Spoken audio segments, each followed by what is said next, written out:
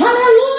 E no momento de festa a gente entende que nem todos conseguem se assentar à mesa, mas eu glorifico o nome de Jesus, porque todos nós estamos assentados à mesa, banqueteando da presença daquele que tem o melhor para nos dar.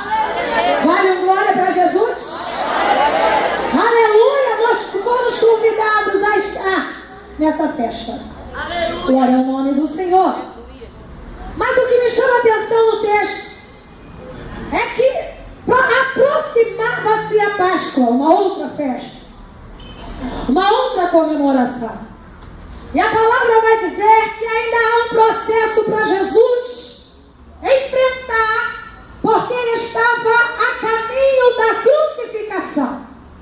E antes disso acontecer, houve vários milagres que Jesus operava. Jesus é lindo, irmãos, porque ele continua operando milagres.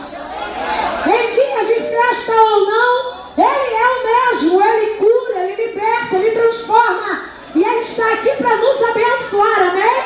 Para nos presentear. Glória a Jesus. Mas como em toda boa festa, nós não podemos chegar diante dele com as mãos vazias. Olha que constrangimento para mim e para o pastor.